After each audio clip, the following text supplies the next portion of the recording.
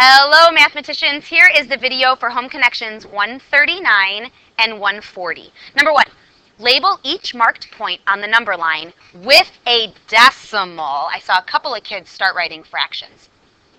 Use tenths when you can and hundredths when you must. So that first one, you might want to think of like jumps, like this is 10 units. 11, 12, 13, 14, 15, 16. I think that looks like 16 units.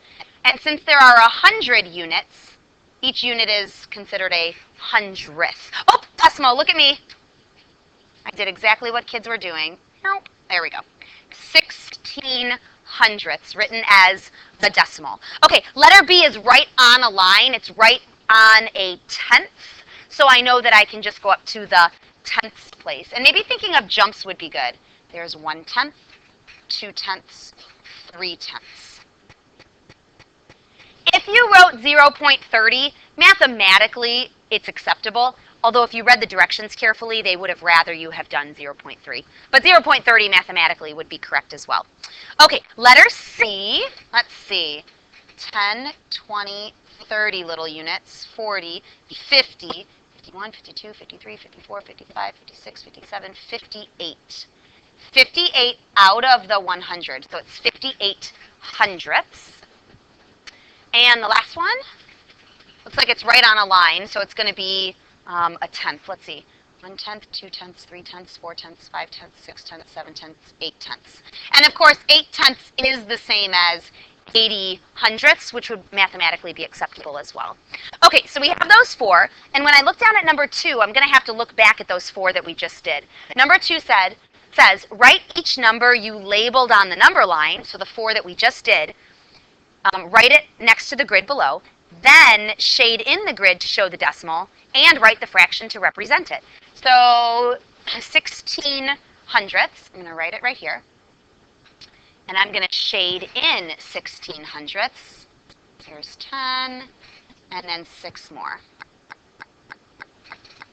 And 16 hundredths written as a fraction, 16 as my numerator, 100 as my denominator. It's super easy to go back and forth between fractions and decimals when the denominator is a 10 or a 100. It's super easy to go back and forth. All right, letter B. I'm going to write my decimal, 3/10. Remember, each strip is a tenth because there's 10 strips, right? So when it says 3/10, that means 3 strips. And the fraction would be 3/10. And of course, that's equivalent to 30 hundredths. Letter C, 58 hundredths. So I'm going to shade in 50 little squares, 58 out of the 100. 10, 20, 30, 40, 50. That's half of them. And then 8 more. One too far. 58. And then 58 hundredths as a fraction, 58 as my numerator, 100 as my denominator. And finally, the last one was 8/10. And each strip is a tenth, so I'm going to shade in 8 strips.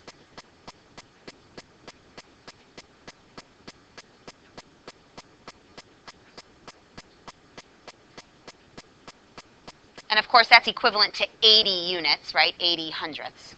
And I'm going to write 8/10. Okay, on to the next page. Shade each fraction on the grid, then write an equivalent fraction and 2 decimals that represent the same amount. I'm glad they did an example for us. We should make all the other ones look just like the example. Okay, 4/10. Let's shade in 4/10, which would be 4 strips.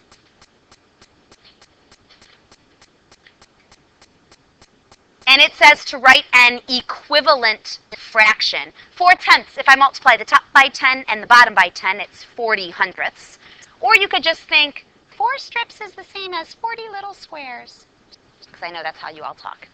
I'm kidding, that's just my kid voice. Okay, 40 hundredths. And then, of course, we're going to write decimals to match, and they're all going to be totally equivalent. Let's write the decimal for 4/10. And then let's write the decimal for 40 hundredths. And of course, mathematically, they're exactly the same. Letter B, 70 hundredths, which is 70 little squares.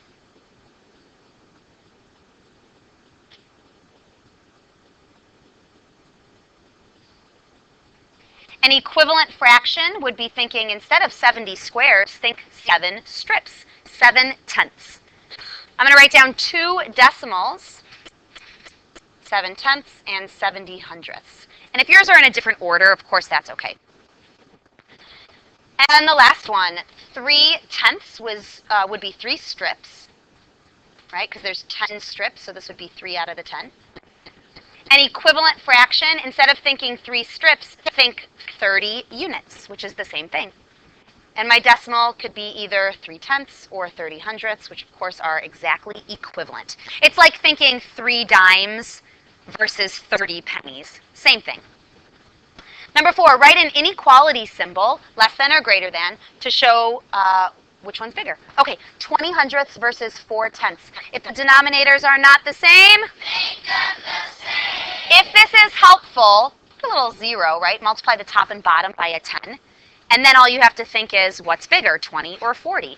Well, 40 hundredths is definitely bigger than 20 hundredths. Once the denominators are the same, it makes it much easier to compare. All right, the next one, multiply the top and bottom by 10, and it's easy to see that 70 hundredths is bigger than 30 hundredths. Same thing on the third one. Multiply the top by 10 and the bottom by 10. Instead of thinking of like 4 dimes, think 40 pennies. Well, 70 pennies is going to beat that out. And the last one, multiply the top by 10 and the bottom by 10, and I can see that 30 hundredths is bigger than 20 hundredths. I don't know if I've ever seen 4 in a row all facing the same direction. I wouldn't have anticipated that. All right, number 5.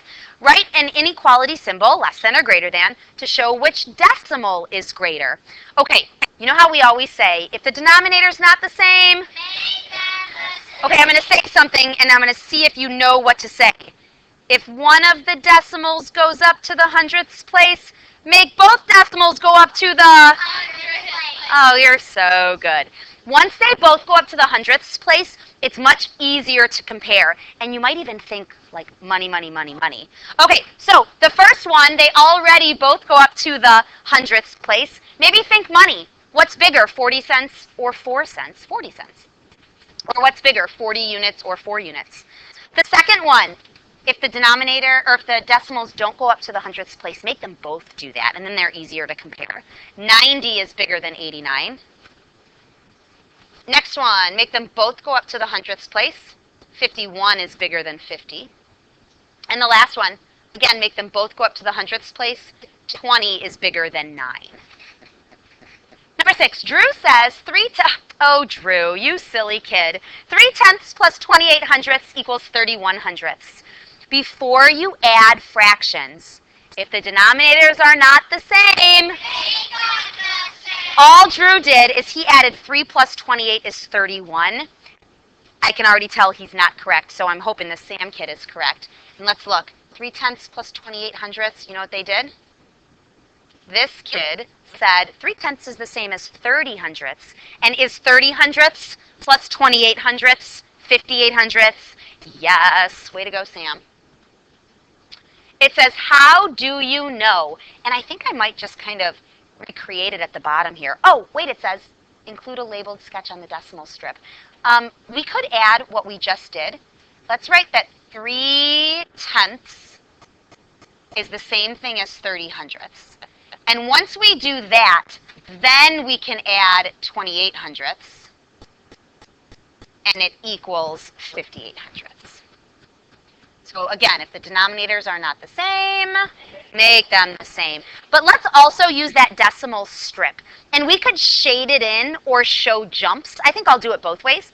So let's show 3 tenths, which of course would be 3 strips. Okay? Or you could think of it as jumps. And we're going to add 28 more. 10, 20, 28 more. Or I could do 10, 20, 1, 2, 3, 4, 5, 6, 7, 8, right? So we could show it on the number line, and of course, 58 little squares total are shaded, okay? We're at 58 hundredths. And maybe we could point that out, that right there, we are at 58 hundredths, okay? All right, let's look at the answers really quick. As a review, here's page 139, and here's page 140. All right, kids, I will see you in class.